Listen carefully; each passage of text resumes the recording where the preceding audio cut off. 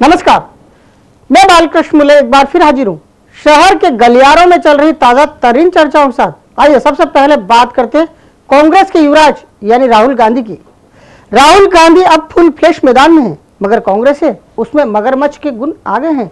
वो अभी भी धूप ही से एक मजे कर रही है, मतलब न कोई जश्न, न कोई हो हल्ला और न कोई होर्डिंग बाजी। तो बताइए कैसे पता चलेगा अब सोनिया नहीं कांग्रेस के वारिस यानी राहुल गांधी का जमाना है।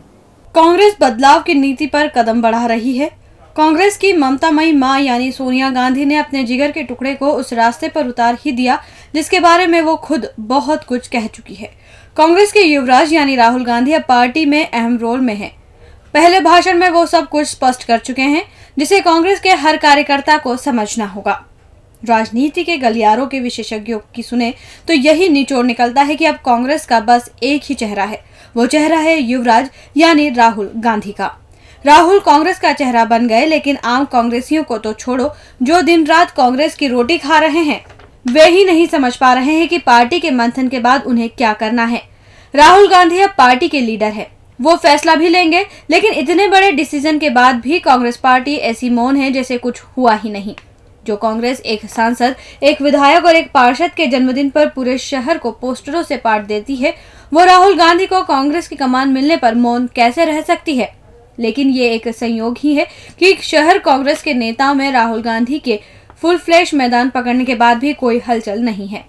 3 दिन हो चुके हैं, लेकिन एकाध सांकेतिक कार्यक्रम छोड़ दे तो कांग्रेस के इस बड़े निर्णय पर कोई हलचल नहीं दिखाई दे रही है। ना तो कोई हो हल्ला हो रहा है, न ही शहर में लोगों को उस युवा चेहरे से होर्डिंग्स के माध्यम से परिचय कराया गया जो अब कांग्रेस का चेहरा बनकर सामने है।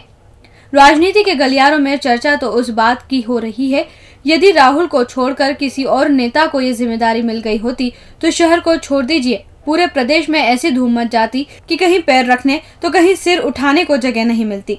अभी क्या सोच रहे हो? जागो भाई, अब हर बात से पहले कांग्रेस के हर सिपाही को राहुल भैया का नाम लेना पड़ेगा, क्योंकि अब जो भी है भैया ही है। आदत डालो, अपने चेहरे के साथ युवराज का चेहरा लगाओ और आगे बढ़ जाओ। फिर कहोगे शहर के गलियारों में ये खबर थी, फिर क्यों नहीं हमें भी बताई, हम भी सक्रिय हो जाते और गा लेते नए नए चेहरे के गुण। इंदौर शहर कांग्रेस की इकाई यानी टीम टंडन की घोषणा कई बार होते होते टल गई, लेकिन अब एक बार फिर इस घोषणा के होने के बीच एक बड़ा पेच आ गया है। इस पेच को फंसाया है राजा यानी कांग्रेस महासचिव दिग्विजय सिंह ने। मतलब अब शहर कांग्रेस के पदाधिकारियों की सूची बगैर दिग्विजय सिंह की सहमति के जारी नहीं हो पाएगी। इसका मतलब आपको समझ आ रहा है ना? नहीं तो चलिए हम समझा ही देते हैं। आप तो शहर कांग्रेस के पदाधिकारियों के नामों की घोषणा में आखिर कांग्रेस के राष्ट्रीय महासचिव का क्या पेच, यानी आखिर क्या लेना देना? दिग्गराजा आखिर इस छोटे से मामले में क्यों पड़ेंगे? लेकिन कांग्रेस के गलियारों में चल रही खुसुर पुसुर पर कान लगाए तो स्पष्ट रूप से सुनाई दे रहा है कि दिग्विजय ने अपने समर्थक यानी शागिर्द कांतिलाल भूरिया तक ये संदेश भिजवा दिया है कि अब इंदौर में जो कुछ भी होगा उनके बगैर सहमति के नहीं होगा। दिग्गी ने इसकी शुरुआत शहर कांग्रेस कमेटी की घोषित होने वाली पदाधिकारियों की सूची पर रोक लगा कर दी है। कांग्रेस के गलियारों में इसे बड़ा पेच कहा जा रहा है। अब लोगों को छोड़ो, कांग्रेस के उन नेताओं तक को ये समझ नहीं आ रहा है कि आखिर कांग्रेस के वरिष्ठ नेता का सीधे शहर कांग्रेस के पदाधिकारियों की घोषणा से क्या लेना देना। तो जरा कान लगाकर आप भी सुन लीजिए। 3 रंगों वाली पार्टी के उन वरिष्ठ नेताजी का वनवास खत्म होने को है और वो सुरक्षित जमीन की तलाश में है। दिग्विजय सिंह आम चुनाव में मैदान में उतरेंगे। उनकी पारंपरिक सीट से अभी कांग्रेस के ही नारायण आंबले सांसद है। इस सीट से अगले आम चुनाव में लक्ष्मण सिंह भाग्य आजमा सकते हैं। लक्ष्मण सिंह को टिकट नहीं मिला तो राजा के चिरंजीव यानी जेवी साहब मैदान पकड़ सकते हैं। ऐसे में राजा को इंदौर संसदीय क्षेत्र या फिर सागर संसदीय क्षेत्र अपने लिए अनुकूल नजर आ रही है। राजा की यही सोच है और वे अभी से जमीन मजबूत करने की तैयारी में हैं। इसकी शुरुआत वो कर चुके हैं। वो टीम टंडन में अपने हिसाब के नामों को सक्रिय करने का मन बना बैठे हैं। अब समझ आया राजा का बड़ा पेच क्या है। अब यदि टीम टंडन में शामिल होना है तो नए सिरे से राजा के आसपास नजर आओ, क्योंकि अब राजा की बंद दुकान एक बार फिर खुल गई है। जय हो।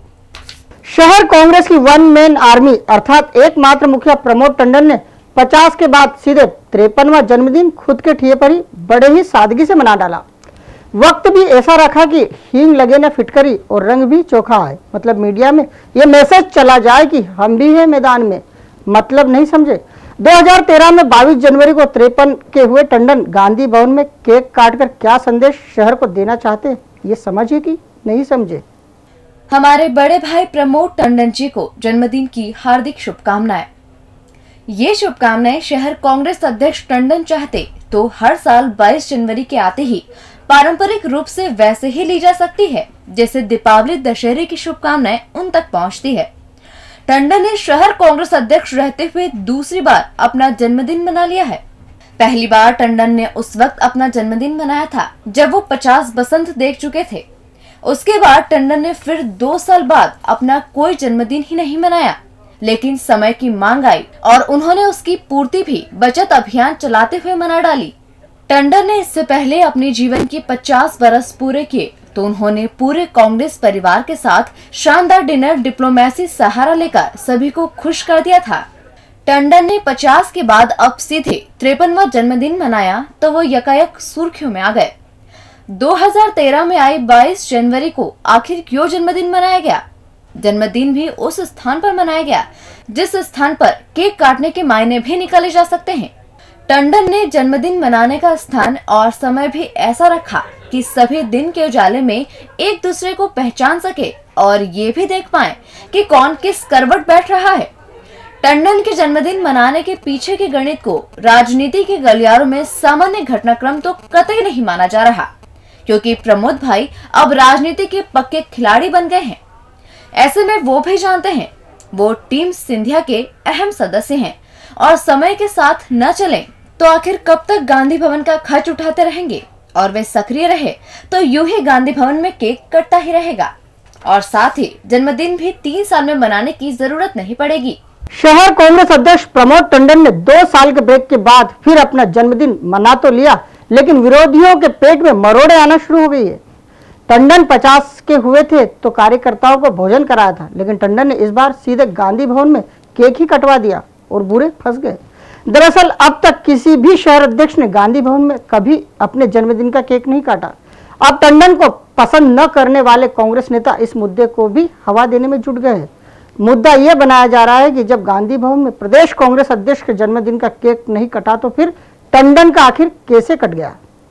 आमतौर पर नेताओं के जन्मदिन के केक शहर के चौराहों पर कटते आए हैं, लेकिन इस बार शहर कांग्रेस अध्यक्ष प्रमोद टंडन ने अपने जन्मदिन का केक सीधे गांधी भवन में काट दिया। केक कटा तब तक तो सब कुछ ठीक था, लेकिन केक कटे को कुछ घंटे ही गुजरे थे कि गांधी भवन के गलियारों से केक कटने का इतिहास बाहर आने लगा। कोई कहने लगा गांधी भवन में शहर कांग्रेस अध्यक्ष के जन्मदिन का केक काटने की कोई परंपरा नहीं है। वैसे संगठन फरमान जारी कर पार्टी सुप्रीमो के जन्मदिवस पर केक कटवा सकती है, लेकिन अचानक ही प्रमोद टंडन के जन्मदिन का केक कटा नहीं और ये चर्चा भी जोर पकड़ गई कि अब इस मुद्दे को टंडन विरोधी भुनाने का मन बना रहे हैं। कहा जा रहा है कि टंडन ने पार्टी कार्यालय का इस्तेमाल जिस तरह से व्यक्तिगत यानी खुद के जन्मदिन के आयोजन के लिए किया वो सही है या नहीं, इसे लेकर वरिष्ठ नेताओं से सलाह मशवरा किया जा रहा है। टंडन के किए को पहले सभी सामान्य तरीके से ले रहे हैं, लेकिन बाद में यह बात फैलाई गई कि पार्टी कार्यालय में केक काटने जैसी कोई परंपरा नहीं है। टंडन पहले से बुराई में है, वो केक काटकर कुछ और ही संदेशा देना चाह रहे थे, लेकिन चर्चाएं तो कुछ और ही शुरू हो गई है। खैर जो भी हो, टंडन तो अब केक काट चुके हैं और वो अपनी बात कड़क आवाज में जगह जगह कह भी रहे हैं। मतलब वो भी यही चाहते हैं कि राजनीति में विरोध अपना करे या पराया, फायदा तो राजनीति करने वालों का ही होता है।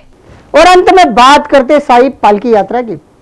भगवान साई का सच चरित्र कहते और सुनते कई बार भक्तों के आंसू तक निकल आते, लेकिन एक इंदौरी साई भक्त को जरा देखिए, वो साई पालकी यात्रा में भजन करना छोड़ कैसी दबंगई पर उतारू हो रहा है। खास बात तो ये भी है कि इस यात्रा में खाकी भी साथ साथ रही, लेकिन मजा ले इस दबंग को वो रोक भी पाती। भगवान की भक्ति में आखिर हथियार यानी बंदूक का क्या काम? पता नहीं ये छोटी सी बात उस साईं भक्त को क्यों समझ नहीं आई, जो बन तो रहा था साईं भक्त, लेकिन साईं के पद चिन्ह से कोसों दूर दिखाई दे रहा है।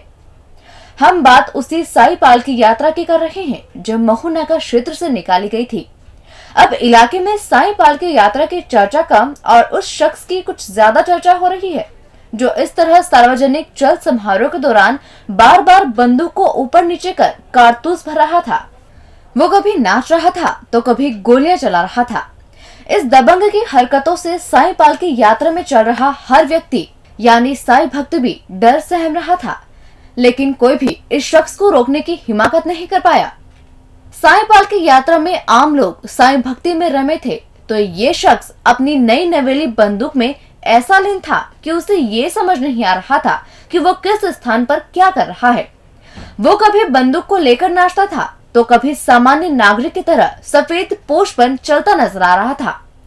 सबसे खास बात तो ये है कि साईं पालकी यात्रा में पुलिस यानी खाकी भी साथ साथ ही थी, लेकिन उसने भी ऐसी कोई हिम्मत नहीं की कि वो शख्स को रोक पाती कि कम से कम वो साईं की खातिर ऐसा कोई काम न करे जो सर्व जनमानस के लिए अहितकारी कहलाए। डीजी न्यूज के खास कार्यक्रम गलियारों से को आप यूट्यूब पर भी देख सकते हैं। गलियारों से के आज के अंक में फिलहाल इतना ही। ताजा खबरों के लिए आप देखते रहिए डीजी न्यूज।